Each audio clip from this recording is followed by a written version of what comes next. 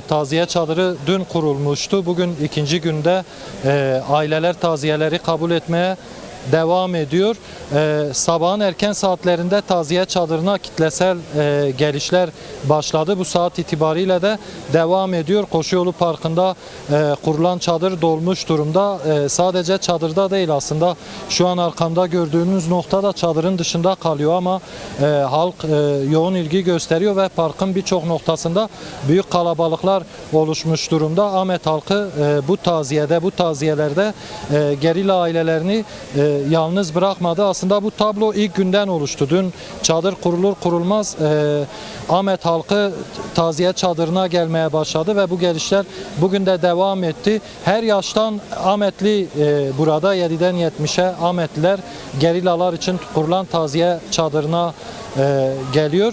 Yanımda sen de dediğin gibi bir de konuğum var. DEM Parti Kadın Meclisi Sözcüsü Halide Türkoğlu bizimle. Kendisiyle bu 2 gündür Ahmet'te kurulan taziyeyi ve taziyeye yönelik sahiplenmeyi konuşacağız. Öncelikle hoş geldiniz yayınımıza.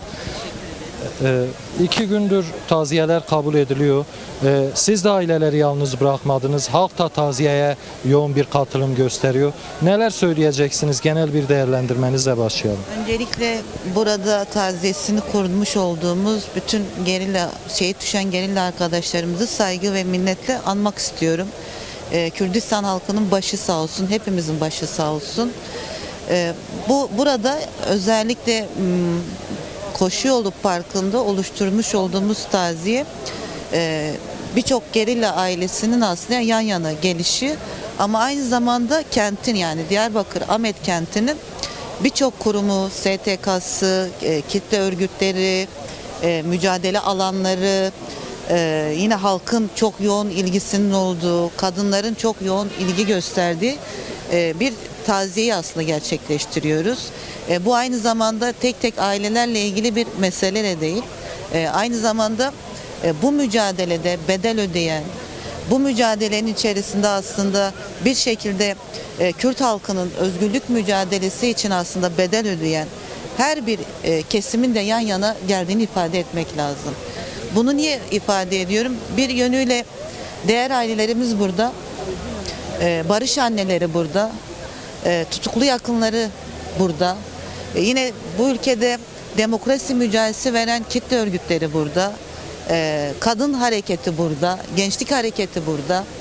Tam da aslında bu ülkenin özgürlük mücadelesi yani Kürdistan'da özgürlük mücadelesi yürüten her bir kurumla birlikte aslında bu yası da bu taziyeyi de birlikte gerçekleştiriyoruz. Aslında değindiniz bütün özgürlük mücadelesinin bütün kesimleri burada.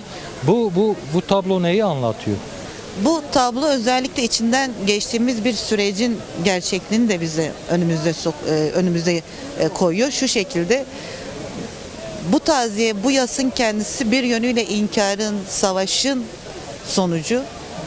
Ama bir yönüyle de barışın içerisinde biz Kürt halkı başta olmak üzere, kadınlar başta olmak üzere bununla bir kolektif aslında mücadeleyi büyütmemiz gerektiğini görüyoruz. Yani bu şehadet haberlerinin son bulmasını istiyoruz aslında.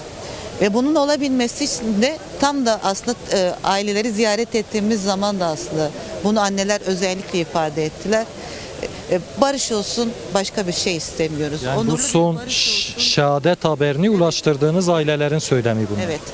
Hem taziyelerin gerçekleştiği alanda hem annelerle konuştuğumuzda kadınlar özellikle bu konuda çok ısrarcı. Yani bu ülke artık barış gelsin. Kürt halkının evlatlarının artık savaşın sonucuyla aslında bu şekilde katledilmesine izin vermeyelim. Bu son kayıplarımız olsun, başka kayıplar olmasın. Biliyorsunuz bu barış süreciyle birlikte aslında 2 yıla yakın bir süredir aslında ne Kürdistan'da ne Türkiye'de her iki taraf açısından da bir kayıp söz konusu olmadı. Ölümler olmadı. Şehit haberleri ailelere ulaşmadı. Ama savaşın içerisinde ne yazık ki ve bu savaşın korkunç haliyle bile baktığımızda ne yazık ki ölümler, şehadet haberleri geçmişten bugüne aslında burada tam da barış sürecinde aynı zamanda kolektif bir yası da birlikte tutmaya çalışıyoruz.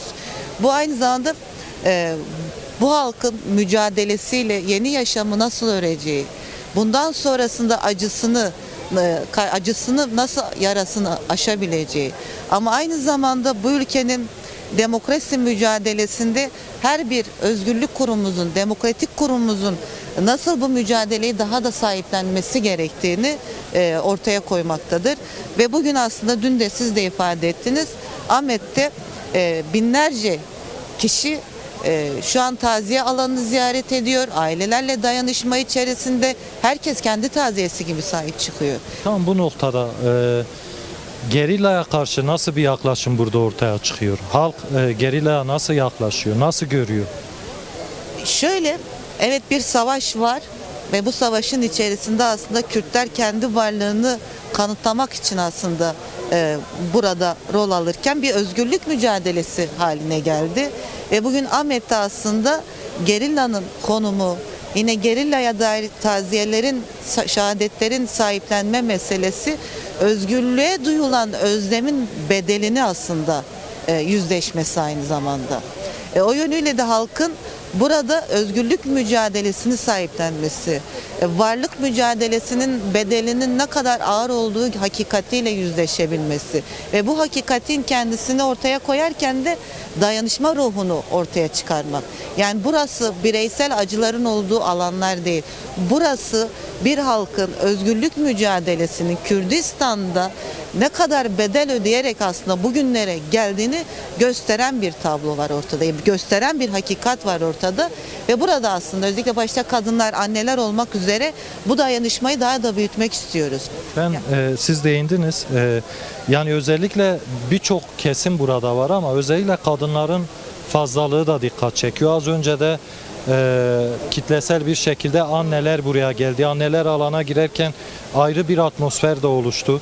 Yani özellikle kadınların bu taziyeleri sahiplenmesini nasıl görmek gerekiyor? Şöyle, kadınların yaşanmışlıkları, deneyimleri, hafızaları, birbirini anlama, o acıyı birlikte aslında aşma meselesi aynı zamanda kolektif ve örgütlü bir duruma da götürüyor şu şekilde.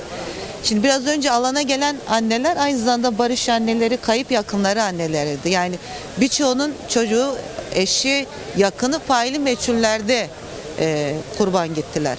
Yani faili belli olduğu halde bir şekilde aslında faili meçhul ve birçoğunun mezarı da yok aslında baktığımızda. Bugün bu alanda da kurduğumuz taziyenin gerçekliği var. Bir hakikati var. Yani savaşın o korkunç haliyle aslında cenazesine ulaşamama ama taziyesini yerine getirme ve burada aslında kadınlar ve anneler o kolektif yası birlikte tutması gerektiğinin farkında. Yine barış niye önemli dediğimizde savaşın her yüzünü gördük biz.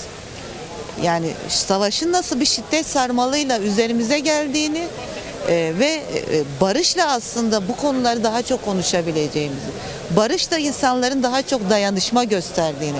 Çünkü savaşta insanlar dayanışma duygularını da kaybedebiliyorlar. Birbirinin yasına gitmeye dahi korkabiliyorlar. Ama barışın olduğu yerde aslında daha çok sahiplenme de gerçekleşmiş oluyor. O yönüyle bu alanda kadınların özellikle var olması, güçlü bir şekilde sahiplenmesi 90'lardan bugüne özgürlük mücadelesiyle tanışma hali ama aynı zamanda savaş ve barış süreçlerinde neyi deneyimlediği ve kayıplarını nasıl yaşadığıyla da ilgili olan bir şey.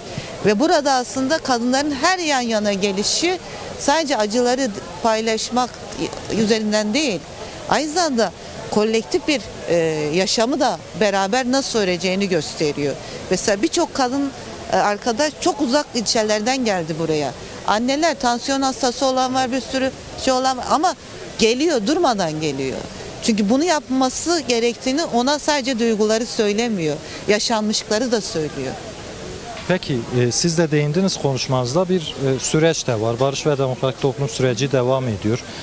Yaklaşık 2 yıldır herhangi bir kaybın olmadığını da söylediniz ama böylesi bir süreçte barış ikliminin oluşması gerektiği, bunların konuşulduğu bir süreçte işte taziyeler de kurulabiliyor. Burada savaşın hangi yönü açığa çıkıyor? Bu sürecin hangi önemde olduğu açığa çıkıyor? Şu şekilde taziyelerin şimdi kurulmuş olması ve aslında ailelerin bugüne kadar mevcut haliyle aslında hani barış süreci ya genelde bekliyor. Hani çocuğum dönecek, işte silahlar bırakılıyor, artık demokratik siyasete dahil olacaklar. Yeni bir yaşam tahayyülü var aslında ailelerde. Ama savaşın sonucu dediğimiz şey aslında ölümün kendisi ve yeni yaşamın aslında kurulmasında da engel olan bir rolü var. O yönüyle de buradaki yasın ya da taziyenin kendisi savaşın bir sonucu. Ama barışın içerisinde biz biliyoruz ki her zaman bir hakikatle yüzleşme dediğimiz, daha çok diyaloğun, artık silahların yerine demokratik siyasetin konuşulduğu ve burada aslında ortak mücadele hattımızın bugün nasıl burada sahipleniyorsak birbirimizi, bu mücadeleyi, bu özgürlük mücadelesini, bundan sonrası için de barış mücadelesini iktidarın, devletin tek elinde bir mesele değil, bizlerin gelecek tahayyülünün zorunlu bir meselesi haline getirmemiz gerekiyor. O yüzden mesela barış sadece silahların susması değildir. Silahlar susacak elbet. Ama aynı zamanda siyasetimizde, örgütlenme halimizde, bizim bu işin içerisinde özne olma halimizle bu mücadeleyi büyütmek zorundayız. Diğer türlü elbette çok seçenekler vardır ama mevcut haliyle dediğim gibi savaş bir seçenek olmaması gerekiyor. Hele biz kadınlar açısından barışı kalıcı kılmak, barışı toplumsallaştırmak, Kürt sorunun demokratik çözümünde aslında bu hat üzerinden götürebilmek bizim için önemli diyebilirim. Bu hattı oluşturmak, bu hatta yürümek için nasıl bir yol izlenmeli, nelere ihtiyaç var?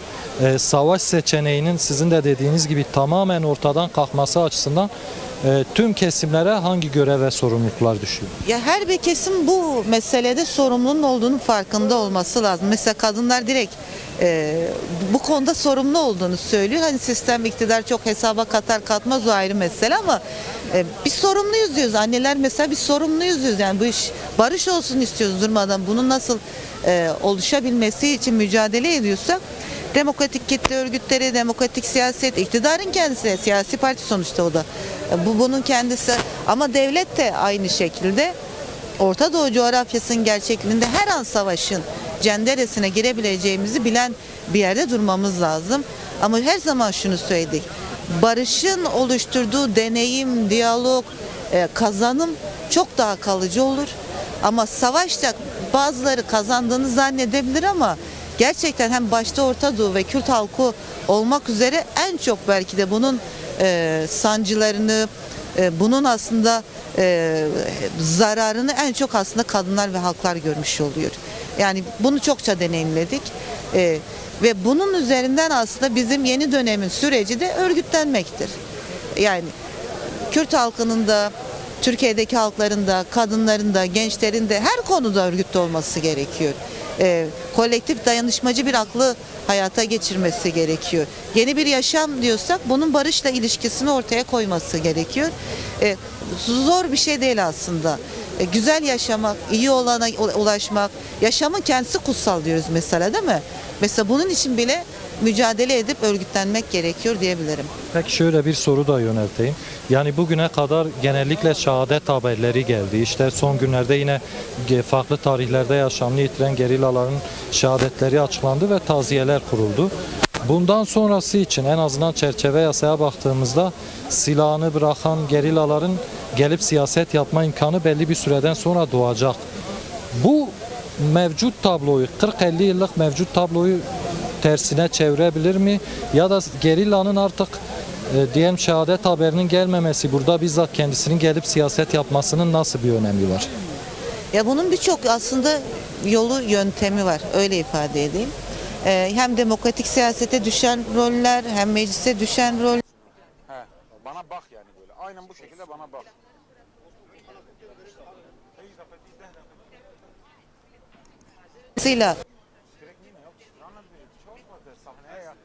Özgürlüğü dediğimiz bir hattın oluşması gerekiyor. Yine şunu da ifade etmek lazım. Hani hani bu 6 aylık süreç içerisinde en azından bunların adımları atılması gerekir ki gerillanın gerçekten buna dair hani katılımının olması ve artık son ölümleri konuşmamız lazım. Bitsin. Bu kadar. Bundan sonra böyle bir şey yok. Bundan sonra mücadelenin kendisi ama siyaset hattında, ama örgütlenme hattında, ama komün hattında, ama işte kentlerin yeniden inşa hattında diyebilelim. Ve yine şunu da görmek gerekiyor. Bu sürecin tek teyidi ve garantörü Sayın Öcalan. Ve onun sayesinde aslında biz 2 yıldır gerçekten şehadet haberleri almıyoruz. Onun sayesinde. Ya bu hem Türkiye hattı içinde geçer hem Kürdistan için. Ve aslında bir model, bir çözüm noktasına götürmeye çalışıyoruz. Ben umuyorum bu süreci bizler de Kürt halkı, kadınlar olarak, gençler olarak ne kadar ısrarlı bir şekilde örebilirsek, büyütebilirsek hem acılarda ortaklaşacağız biliyorum. Acının içinden bir irade çıkartıyoruz şu an hepimiz. Yani tüm yaşanmışlıklara rağmen o barış iradesini göstermeye çalışıyoruz. Tüm yaşanmışlıklara rağmen bu savaş bitsin diyor kadınlar ve barış olsun diyorsa bence bunu yaparız ve yapmak da zorundayız. Peki yavaş yavaş bağlantının sonuna geleceğiz ama şu soruyu da yönelteyim. Bugün 2. gün, yarın 3. gün akşam saatlerine kadar yine taziye kabul edilecek. Ardından da bir anma etkinliği düzenlenecek. Bu 2 güne dair, yarına dair son bir değerlendirmeniz, bir çağrınız, mesajınız varsa onları da alalım. Tabii. Öncelikle Ahmet halkını yeniden buradan teşekkür etmek istiyorum. Hem kurumlarıyla hem halk olarak, kadınlar olarak, anneler olarak taziye alanını gidişleriyle, sahip çıkmalarıyla, sahiplenmeleriyle aslında önemli bir mesajı da verdi. Birçok insana verdi bu mesajı. Birçok kesime bu mesajı verdiler. Ve şimdi yarın da aslında 3. günü olacak taziyemizin. Aynı zamanda da bir anma programı var. Ve bu anmanın da aynı şekilde güçlü geçmesi, sahiplenilmesi ve burada aslında birçok kesim, birçok aile ne olursa olsun burada biz birliği gösterebiliriz. Yani o acıya sahiplenme, o taziyeyi sahiplenme aynı zamanda Kürtlerin birliğini göstermektir. Kadınların birliğini göstermektir.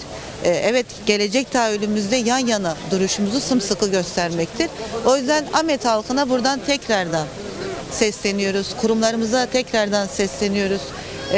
Taziyemizin son gününde hep birlikte olalım, daha güçlü kenetleyelim diyorum. Teşekkür ediyorum. Ben teşekkür ediyorum, sağ olun. Evet, konuğum DEM Parti Kadın Meclisi Sözcüsü Halide Türkoğlu'ydu. Halide Türkoğlu'yla hem taziyelerde oluşan atmosferi hem de ortaya çıkan iradeyi ve sahiplenmeyi konuştuk. Yine verilen mesajları da değerlendirdik.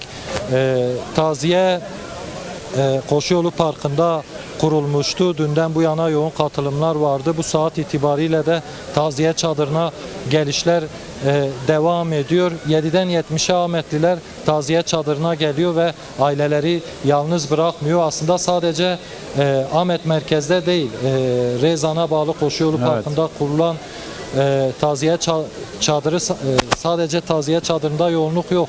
Taziyeler Farkin'de, Bismil'de, Xana Akbar'da ve Rezan'ın kırsal mahallelerinde de kuruldu. Orada da benzer bir tablo var. Orada da aileler taziyeleri kabul ediyor ve halk oradaki aileleri de yalnız bırakmıyor. Bugün burada taziyenin 2. günü, yarın son gün. Akşam saatlerine kadar aileler yine taziyeleri kabul edecek. Ardından da bir anma etkinliği düzenlenecek diyelim. Sözü tekrar stüdyoya bırakalım.